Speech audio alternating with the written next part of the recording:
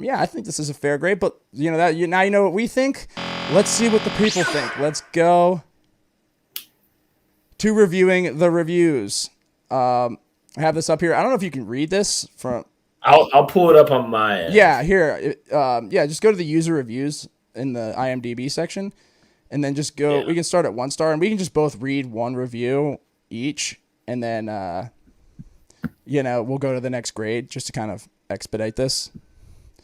Yeah. So What star are we going to? So start at 1 star. We'll start at 1 star and then go to 2, 3, 4, 5, 6, 7, 8, 9, 10.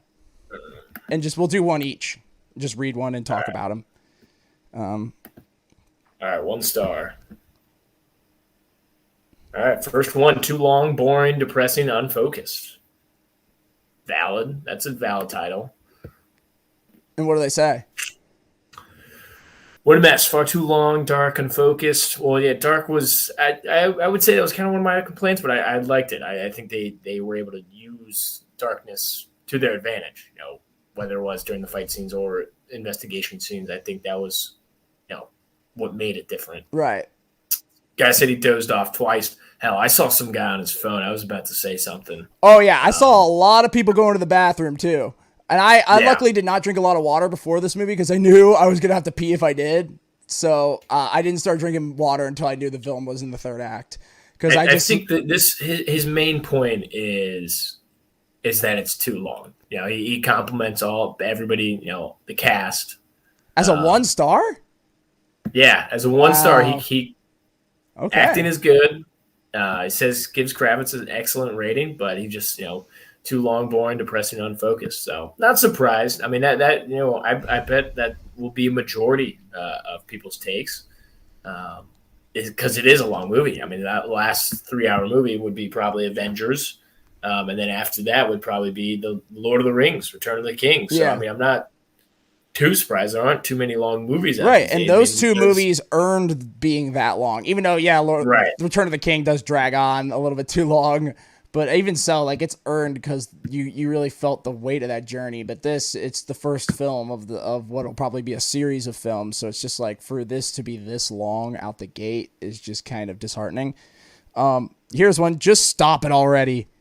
Yet more proof that Hollywood has no clue. Another Batman movie to torture us all. Great. This is just proof that the industry is run dry, out of ideas, out of talent, out of their minds. There are not enough words to describe my disdain for the industry right now. All they want is their money for their garbage they crank out. It's shame. It's a shame. But it's the way of the world now. It's the way of the world now, I guess. I hope you're all happy that you have sunk the industry. My towel is tossed in.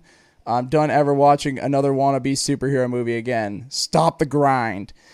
Yeah, I mean, I get this because the sentiment of just we're making another Batman franchise, we're in this soon. I mean, Dark Knight Rises was 10 years ago, but they tried with Affleck not even, a few years ago. So it's still fresh in everybody's mind. It was 2017. I don't know when the Snyder Cut came out, but last year. Recently.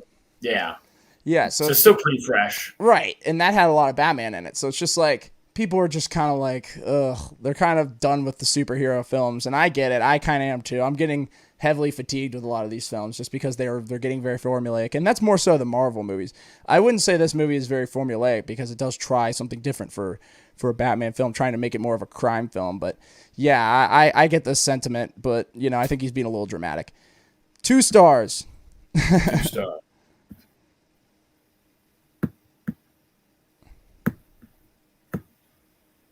What's the difference between a 2 star and a 1 star? Is there really much difference?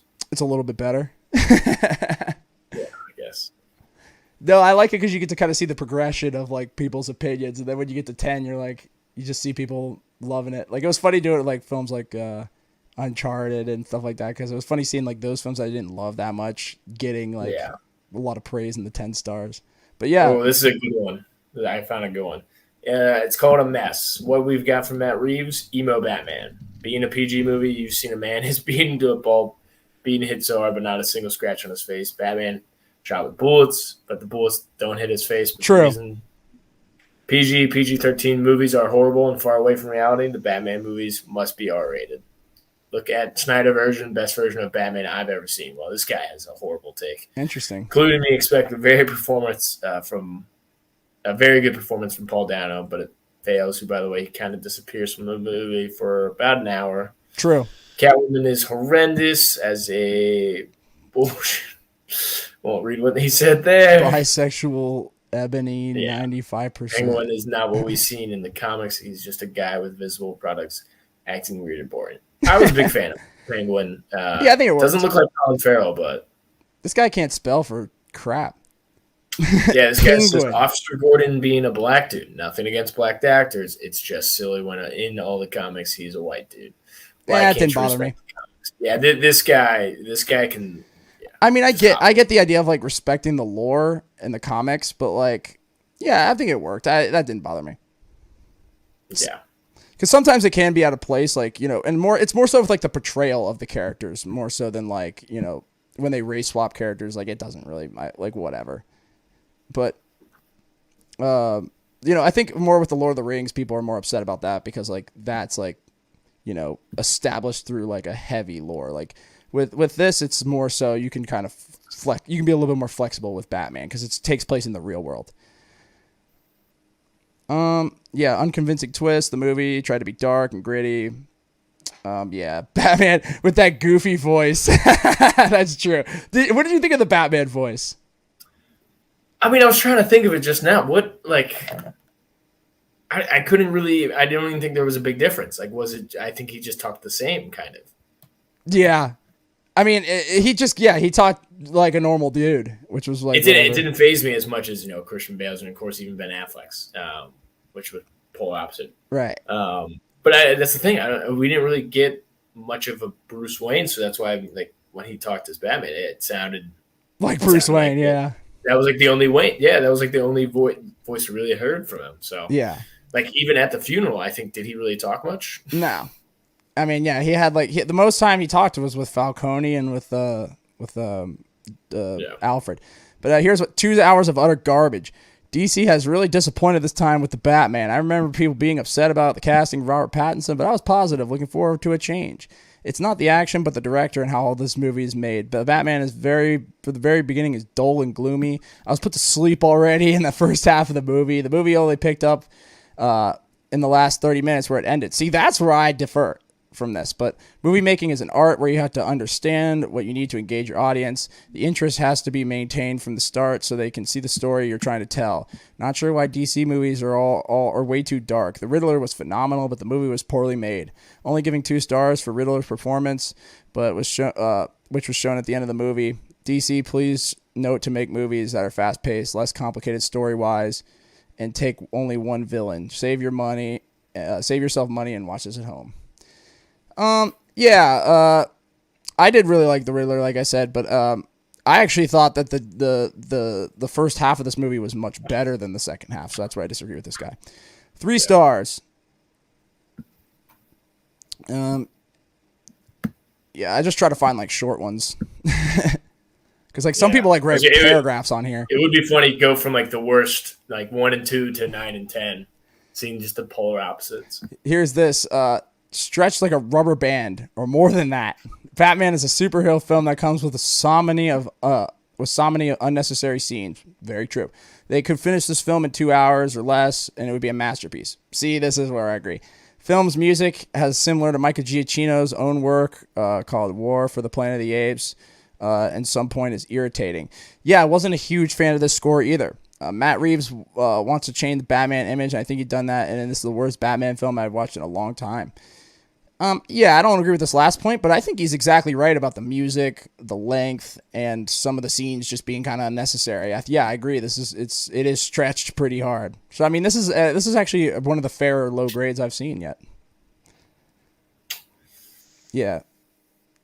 If you can't find one, I'll do another one. Excellent. No, I found the one at the top of the rubber band, and he's like, I was okay with the slow pace, but being that they are like copying from a lot of the things, you know, getting shot, Alfred not answering the phone. Yeah, that's true. That was kind of a hole.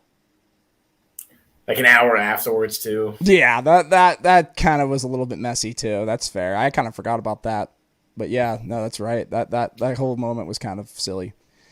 Yeah, a slow, boring, overstretched cosplay movie. What can I say? It's a long movie consisting of scrawny Batman. Yeah, you mentioned that, how he was slimmer.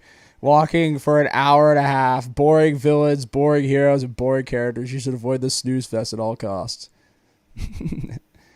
Yeah. I mean, that's the thing, though. Like, the reason that him being being thinner, like, kind of didn't work for me as well is because, like, he punches people so hard, and even mentions that, like, oh, like, when Gordon's like, oh, why'd you punch me so hard? He's like, you should have pulled that punch, and he said, oh, I did. Well, it's like, well, you know, if he's not that big, how can he punch that hard? I mean, that was kind of like a little bit of a hole, but whatever. Big fan of that little play, though. That didn't bother me that much. I mean, I just kind of see where he's coming from.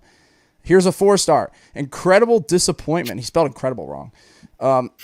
Incredible. I was really hyped for this film, but halfway in, I wanted to leave. It's boring. There's no character development for one single character. I disagree with that. They may have established these characters in the comics or DC, but I didn't care. Wasn't made to care about any of this film, anything in this film. The acting's okay, except Zoe. I'm pretty sure she was cast for one reason. I thought this would be dark, but Batman didn't seem much different from others, and the Riddler was laughably non-threatening. Only redeeming thing was the music. It was awesome. Wow. I disagree with that take. Only good thing is Catwoman, which is interesting. Being like, I was a fan. She's not, but to me, Anne Hathaway. Wait, man. Oops. Okay. You? Yeah, that's me. Sorry. Being this Catwoman, sad Bruce Wayne, but dark story with multiple ending points. Story's weak. Fighting scenes were pretty good. All right, 5-star. Better than Clooney. I'm a lifelong fanboy. Own every movie. Have seen them multiple times. Won't be buying this DVD. It was fine. Boring, long, some errors in canon. It rained and was night for 3 whole hours. For the whole 3 hours, sorry. Not one joke. A lot of moody looks like in Twilight. Saw it in the theater with 10 other people. Hope they don't keep the skinny Batman. First one of my life, I thought I could beat him up. Who rides a motorcycle in the rain when you have a car? Very true. Yeah. That's very true. Who rides a motorcycle in the rain when you have a car? Yeah. Wow. Yeah, if you get shot in the body armor, it's like getting kicked by a mule. That's funny. Yeah. It was long, plotting, and with depressing music and nonsensical plot lines. We were overwhelmed. Good first half. That was funny. Themes and plot ruined by terrible dialogue and final sequences. Sorry. I want to see what I'm getting ready for these 9 to 10. Yeah. 9 to 10. 6 stars. Sorry. We emerged from the coronavirus into Hollywood culture with an underlying agenda that, see, this film didn't feel as like agenda driven as some of the Marvel movies and Marvel shows have been. I thought this movie was pretty tame in that department. I mean, there was the one line about, the white privilege or whatever. That was just like kind of cringe at that. Yeah, that was in your face. Yeah, but outside of that, I mean, I didn't think this film was really like that. It was political, but for the story, and that's where I'm fine with politics being in movies is when it has to do with the story and the atmosphere and the setting, and that's what this film did a really good job of.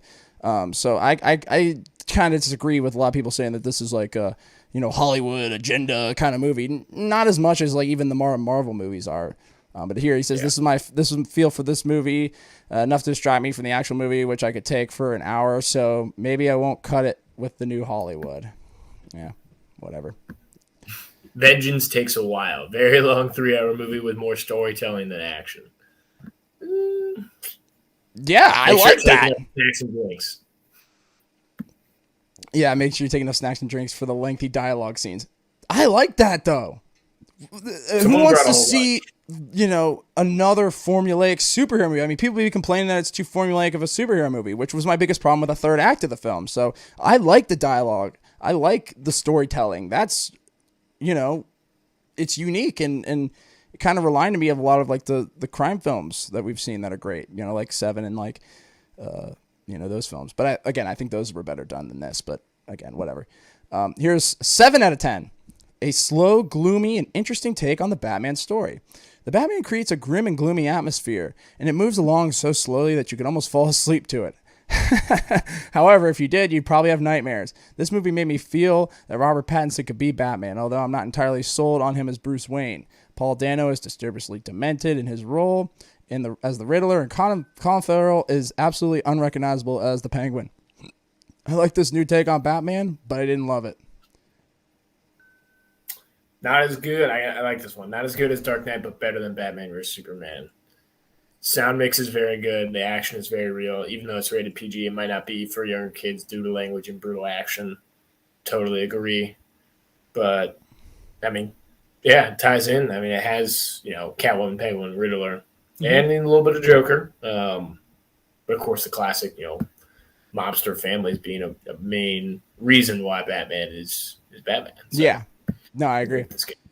All right, 8 out of 10. Let's find one here. Oh, here we go. Did David Fincher direct this? There it is. There it is. I was looking for it. It seemed very familiar. A dark, moody serial killer hunt with two opposite characters looking for clues. Yeah, true. There was even a scene where the detective is reading a journal of the Riddler's ramblings, like the same scene in Seven. Yep, I mentioned this earlier. I didn't know if it was on purpose, but I do know the film was highly enjoyable at nearly 3 hours long. Never seemed to drag. I think it dragged a little bit, but that's my opinion. The characters lived up to expectations, especially Catwoman and the Penguin. And the Penguin. I like this one. It's a completely different take on the Batman films, and it works. What I like best about it is that it doesn't sell out with the over-the-top action sequence and stupid jokes. It's gritty and it's real, and I'm looking forward to seeing it again. Interesting. Not perfect, but big balls. Reeves has a merit of showing that Batman can turn out to be a very different version from what was previously explored. It's more thoughtful, investigative, and even darker Batman. Not in a hurry to show all his cards. Even though it's long duration and some unnecessary dialogue, passes the difficult test with flying colors, which... Yeah, I agree. Totally. A lot of expository dialogue in here that probably could have been trimmed down or cut. I agree with that. That's a good take. 9 stars. Here we go. Now we're getting into the good part. Let's find one that's like kind of thoughtful, but not too long.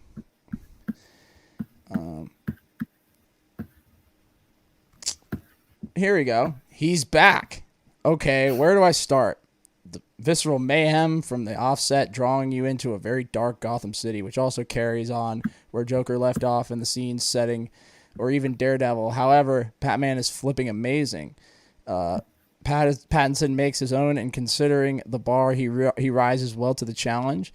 And we have a new Batman, not Ben Affleck. And what could be said about Colin Farrell other than wow, amazing performance and ultimately good film. Well worth a watch from a Joker Dark Knight fan. This fits the mantle. I agree. It's very much, emulates a lot of that. So yeah. We have an outstanding way to start a brand new trilogy of films. So this person's already expecting more, which is valid. But yeah, it's a long. People are really getting after it for these 9 and 10. Yeah, that's the thing with the 9 and 10s. People really like to break it all down. Yeah, I went to the 10. Batman meets 7 in this Moody and Grandy. Oh, you're at 10s?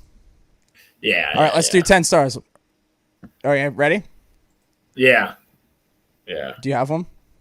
Yeah. It was like Batman meets 7 in the Moody and Grand epic, taking inspiration from various crime thrillers. It undoubtedly features a narrative taken from Batman fan detective or tales such as The Long Halloween, Killing Joke, and Year One, which never even heard of those, but close. Yeah, I've heard of them. Skips past that origin story, and we find Pattinson bruised and battered Crusader of Justice 2 years, which is I was really happy that was how they started. Yeah, I like that too. That was smart. 5 shades of eyeliner out of 5. True. Very true. Then here, I'll find one that's kind of relatively short. Here we go.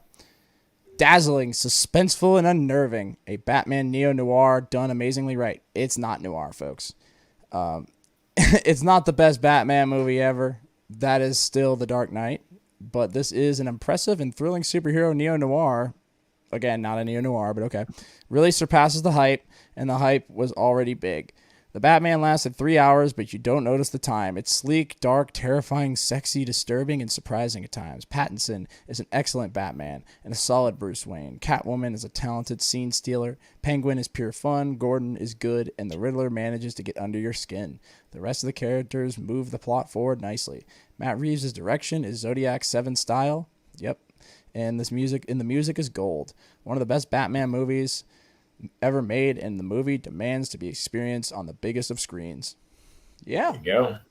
Okay, fair. Yeah, I mean, the music I didn't love. Like I said, I thought it was okay, but it could have been a little bit more,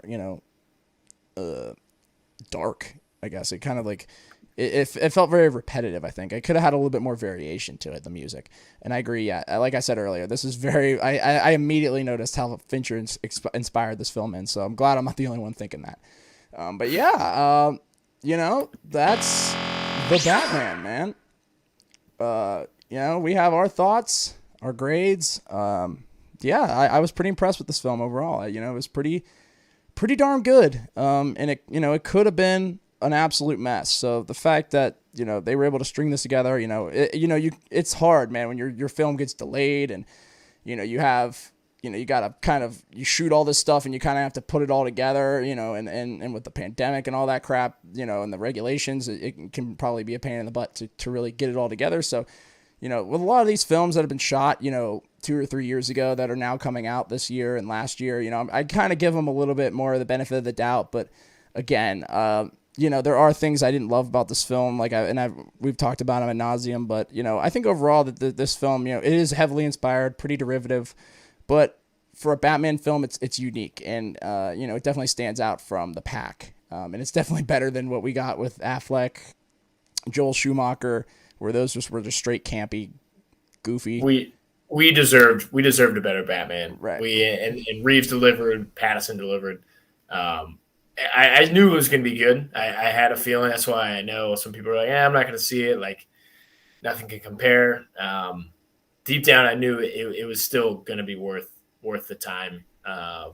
3 hours is long, but to me, it flew by. Every kind of, from every crime scene, led to a pretty either gruesome fight or something new to keep the plot going. So I kind of lost track of time, and then someone looked at their phone next to me. I saw it was 2:30. I'm like, Jesus, and it's really been 3 hours.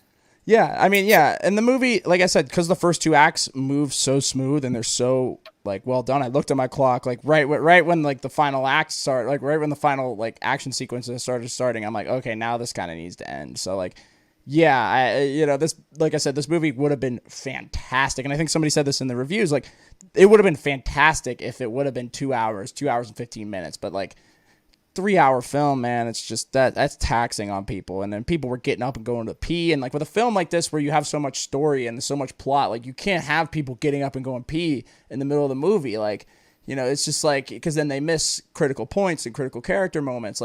So it's just, I think this movie really could have benefited from being shorter, more tight. But again, I think a lot of it was because this movie was dragged out so long and it was supposed to come out in 2019. It was pushed back so many times.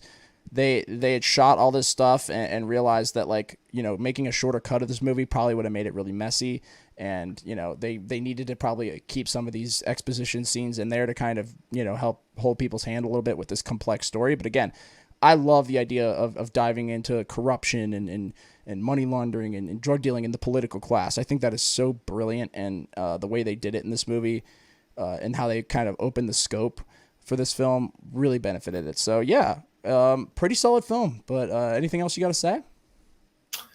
No, it was. I was happy about it. You kind of shot me a text, say, "Hey, have you seen it yet?" I was like, I'm not taking a lot of urgency to go see right. it. But I was like, absolutely, another chance to get on the TJ Martino podcast. Always happy to be here. Absolutely. We're gonna need a bigger blog. We're going through a lot of employee shortages. We're running low on team here. So it's always good to get back on. No, for sure, dude. And I'll definitely love to have you on for some other films coming out